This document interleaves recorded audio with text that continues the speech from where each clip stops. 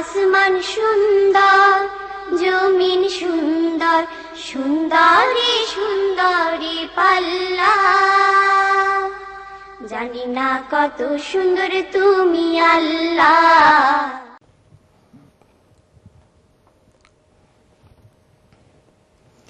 আসসালামু আলাইকুম রহমতুল্লাহ। সুপ্রিয় দর্শক, আপনাদের সবাইকে মোবারকবাদ জানাচ্ছি। সপ্তাহ ঘুরে আমরা আবারও হাজির হয়েছি আপনাদের প্রিয় অনুষ্ঠান জীবন জিজ্ঞাসা নিয়ে উইথ এনটিভি। তো যথারীতি আজকেও আমাদের সাথে উপস্থিত আছেন আমাদের সর্বজন শ্রদ্ধেয় সম্মানিত শেখ জনাব শেখ মাহমুদুল হাসান। আমরা শুরুতেই শেখের কাছে চলে যাচ্ছি। আসসালামু আলাইকুম রহমতুল্লাহ। ওয়ালাইকুম আসসালাম রাহমাতুল্লাহি ওয়া বারাকাতুহু। কেমন আছেন আপনি? আলহামদুলিল্লাহ। আপনাকেও আমরা মোবারকবাদ জানাচ্ছি আজকে জীবন জিজ্ঞাসাতে, এবং আশা করছি আমাদের সকল দর্শক যে যেখানে আছেন সুস্থ আছেন, ভালো আছেন এবং নিজেদেরকে ঈমান চর্চায় নিয়োজিত রেখেছেন।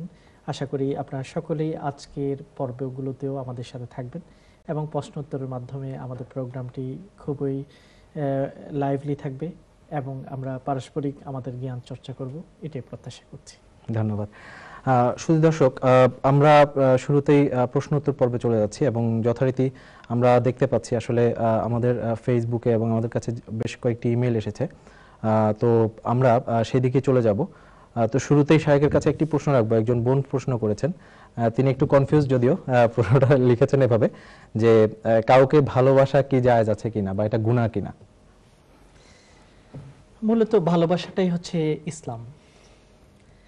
ভালোবাসা বলতে আমরা আসলে আমাদের সমাজে বা আমাদের ধারণাতে যেটা, সেটার বাইরে গিয়ে আমরা ভালোবাসা শব্দটি, যেটাকে আরবিতে আল হুব বলা হয়, সেটা হচ্ছে অত্যন্ত ব্যাপক পরিধি তার রয়েছে এবং সেটাই হচ্ছে ইসলামের মূল কথা। একজন বান্দা, একজন বিশ্বাসী প্রথমে তিনি ভালোবাসবেন তার প্রভুকে, আল্লাহকে, এবং তিনি ভালোবাসবেন তার সৃষ্টিকে। আমাদের প্রভু যত সৃষ্টিগুলো তিনি সৃষ্টি করেছেন সবাইকে আমরা ভালোবাসি এবং আমাদের দায়িত্ব হলো সন্তান হিসেবে আমাদের মা বাবার প্রতি শ্রদ্ধাশীল হওয়া এবং ভালোবাসা।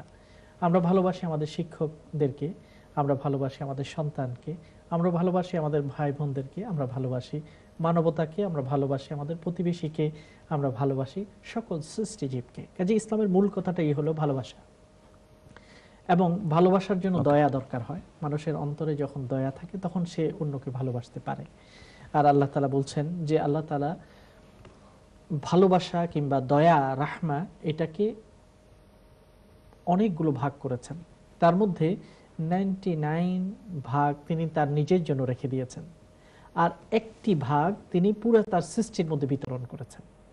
আর ওই একটি ভাগের কোনা কোনা অংশ মানুষ, প্রাণী সকলে মিলে যা পেয়েছে সেটার কারণে সে একজন আরেকজনকে ভালোবাসে। এমনকি গরু তার বাছুরকে ভালোবাসে, অথবা উট তার বাচ্চা উটটিকে ভালোবাসে, ওই এক কণা ভালোবাসার ছিটে ফোঁটা তার কাছে লাগার কারণে।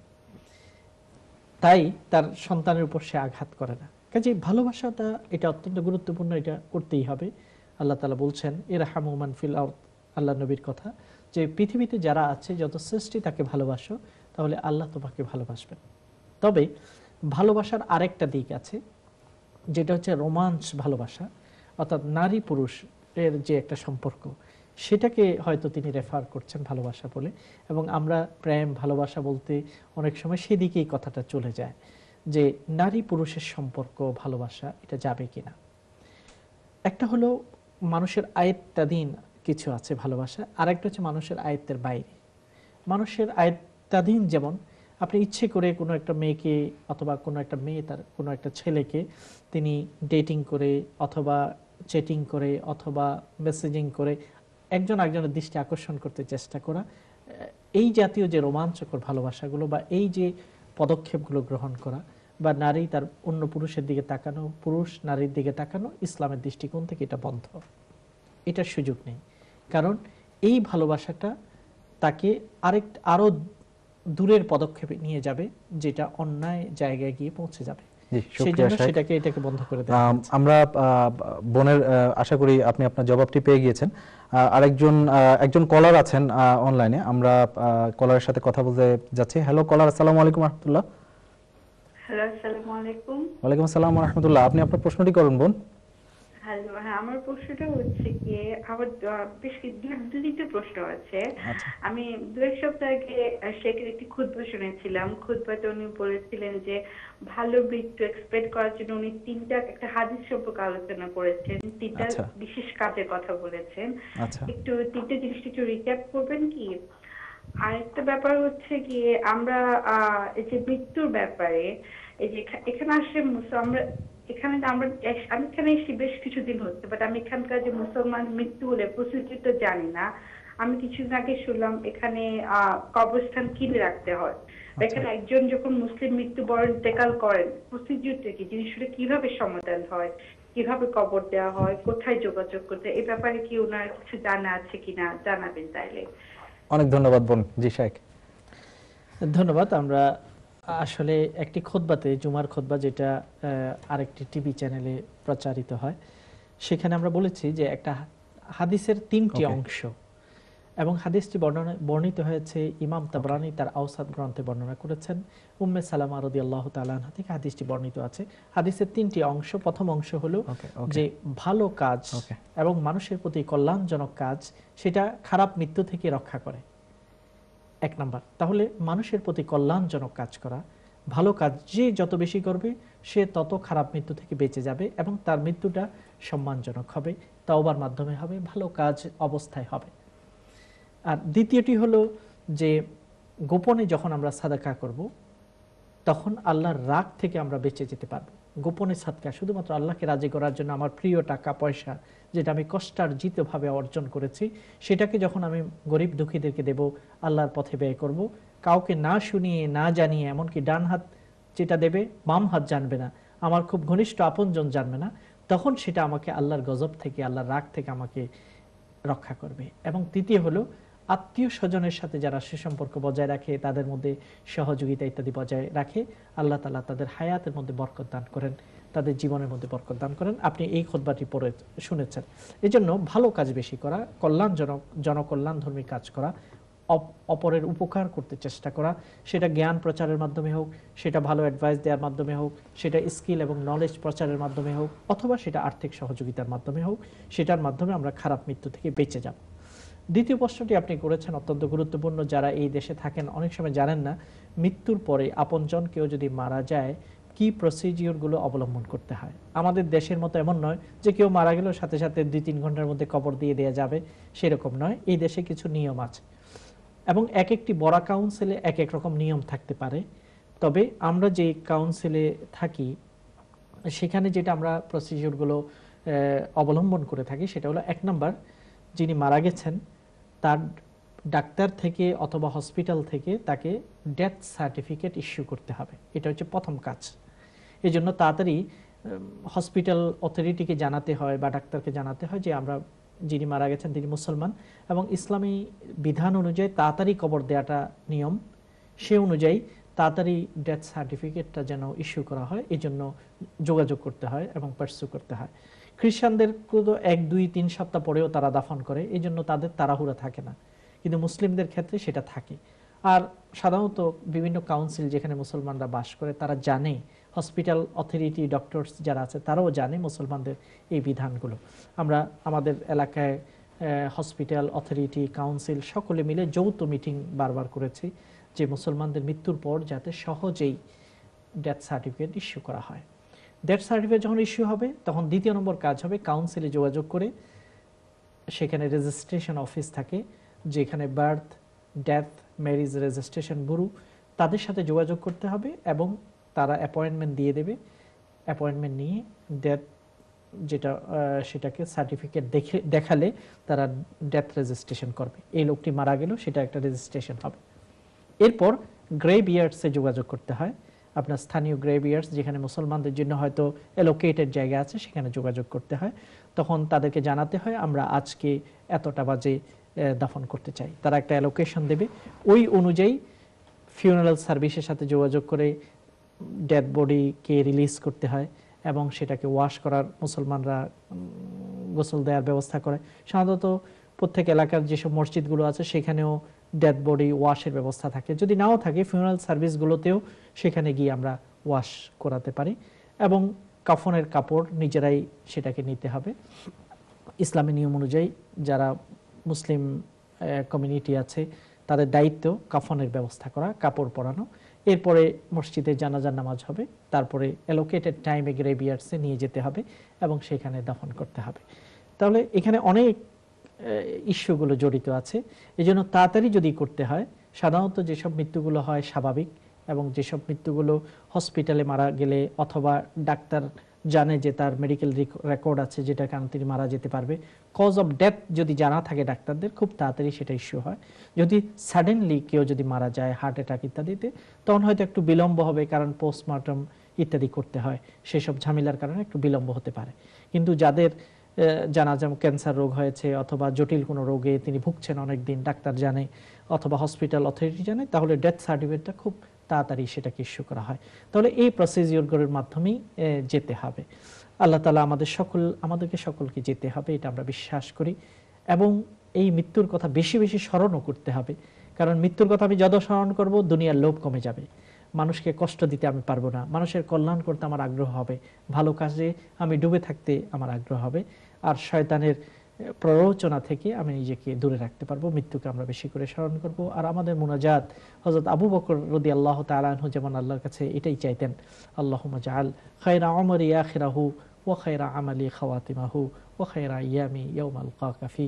হে আল্লাহ, আমার শেষ কাজগুলোকে ভালো কাজ করো, আমার জীবনের শেষ অংশকে খুব ভালো অংশ করো, যেই দিন তোমার সাথে আমি সাক্ষাৎ করতে যাব সেই দিনটাকে আমার জন্য সবচেয়ে শ্রেষ্ঠ দিন করো।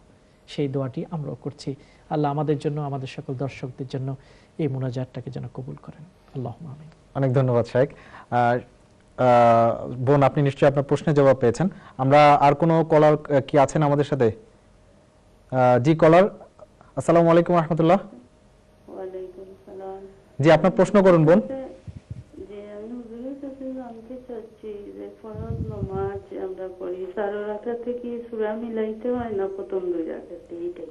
জি, অনেক ধন্যবাদ শাইখ। একজন জানতে চেয়েছেন যে ফরজ নামাজে যে আমরা 4 রাকাত নামাজ পড়ি, 4 রাকাতেই কি সূরা পড়তে হয় কিনা?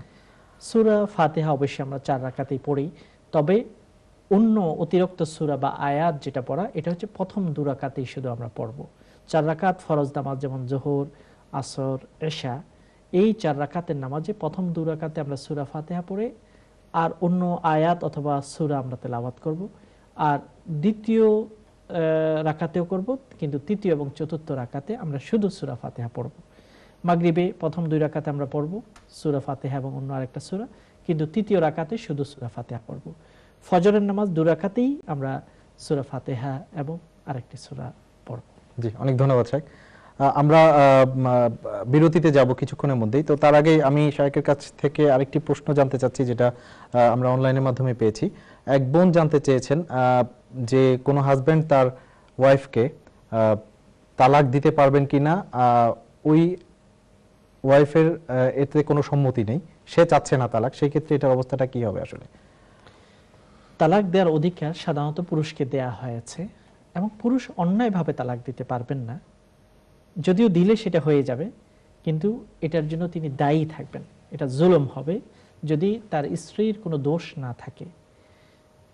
কিসব দোষের কারণে তালাক দেয়া যায়, একজন পুরুষ তালাক দিতে পারেন। সেই দোষগুলোর মধ্যে একটা হচ্ছে যে স্ত্রী যদি অবাধ্য হয়, স্ত্রী যদি যথাযথ দায়িত্ব স্বামীর প্রতি পালন না করে, স্ত্রী যদি আল্লাহর হুকুমের বাইরে চলে, স্ত্রী যদি কোনো হারাম কাজে লিপ্ত হয়, স্ত্রী যদি কোনো পরপুরুষের সাথে সম্পর্ক রাখে, অথবা স্ত্রী যদি তার সন্তানদের লালন পালন সঠিকভাবে না করে, এইসব কারণগুলোর প্রেক্ষাপটে প্রথমে স্ত্রীকে বোঝাতে হবে। দ্বিতীয় পদক্ষেপ হলো স্ত্রীর থেকে বিছানাকে সেপারেট করতে হবে, ডাইরেক্ট তালাক দেওয়া যাবে না, ইসলামিক নিয়ম। প্রথমে হলো ফাইযুহুন্না, তাদেরকে ওয়াজ করতে হবে, উপদেশ দিতে হবে, ভালো করে নরম ভাষায় বুঝাতে হবে। দ্বিতীয় হলো ওয়াহজুরুহুন্না ফিল মাদাজা, বিছানাকে পৃথক করবে। তুমি যদি নিজেকে শুদ্ধ করতে না পারো, আমরা এক বিছানায় থাকবো না।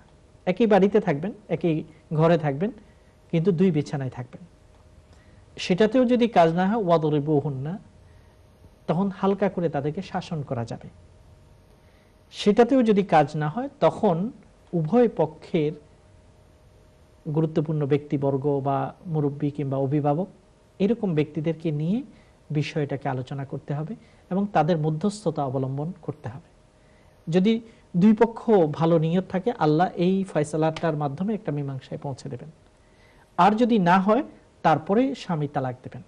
তালাক দেওয়ার সুন্নাহ পদ্ধতি হলো এই প্রক্রিয়াগুলো অবলম্বন করার পরে যদি কাজ না হয়, বনিবনা এখনো হচ্ছে না, তখন স্বামী স্ত্রীর পবিত্র অবস্থায়, যখন তিনি হায়েজ অবস্থা কিংবা মাসিক অবস্থায় নন, এমন সময় একটি তালাক দেবেন। এবং সেই একটি তালাক দিয়ে সবচেয়ে ভালো উপায় হলো আর তালাক না দেয়া, ওই একটি তালাক দিয়ে অপেক্ষা করা। এখানে এখনো সুযোগ থাকবে ফিরিয়ে আনার। তারপরে এই অবস্থায় যদি 3 পিরিয়ড পার হয়ে যায়, তখন এটা তালাক মুগাল্লাজা হয়ে যায় বা শক্ত তালাক হয়ে যায়। অথবা আরেকটি পন্থা অবলম্বন করতে পারেন যে প্রথম মাসে যখন তিনি পবিত্র পিরিয়ডে নন, এই অবস্থায় প্রথমে একটি তালাক দেবেন। তারপরে 1 মাস অতিবাহিত হওয়ার পরে আবার মহিলা যখন পিরিয়ড থেকে বেরিয়ে পবিত্র হবেন, তখন আরেকটি তালাক। তৃতীয়বার আরেক পিরিয়ডে আরেক তালাক দেওয়া। এভাবে 3টি তালাককে তিনি কমপ্লিট করতে পারেন এই পদ্ধতিগুলো। তবে একই সাথে 3 তালাক দিয়ে দেওয়া, এটা হচ্ছে বেদাই তালাক বলা হয় এটাকে। যদিও এটা প্রযোজ্য হয়ে যাবে, তবে এটা অন্যায় এবং এটা যথাযথ প্রসিডিউর এবং প্রক্রিয়ার মাধ্যমে হলো না। তালাক খুবই সিরিয়াস বিষয়, আমরা আগেও বারবার বলেছি। ইন্না আবগাদাল হালাল ইনদাল্লাহি তালাক। তালাকের পথ আল্লাহ খোলা রেখেছেন, যখন বনিবনা না হয় সেখান থেকে বেরিয়ে যাওয়ার একটা পথ আল্লাহ রেখেছেন, তবে এটাকে আল্লাহ খুব ঘৃণা করেন। এই কথা মেনে রেখেই আমাদেরকে সংসার করতে হবে। জি, অনেক ধন্যবাদ শাইখ। সম্মানিত ভাই বোনেরা, আমরা চলে যাচ্ছি একটি বিজ্ঞাপন বিরতিতে, আমাদের সাথেই থাকবেন। ফিরে এসে আমরা আপনাদের জীবন জিজ্ঞাসার আরো অনেকগুলো বিষয় জানবো। সে পর্যন্ত সবাই ধৈর্যের সাথে অপেক্ষা করুন। আসসালামু আলাইকুম ওয়া রাহমাতুল্লাহ। আসমান সুন্দর, জমিন সুন্দর, সুন্দরী সুন্দরী পাল্লা।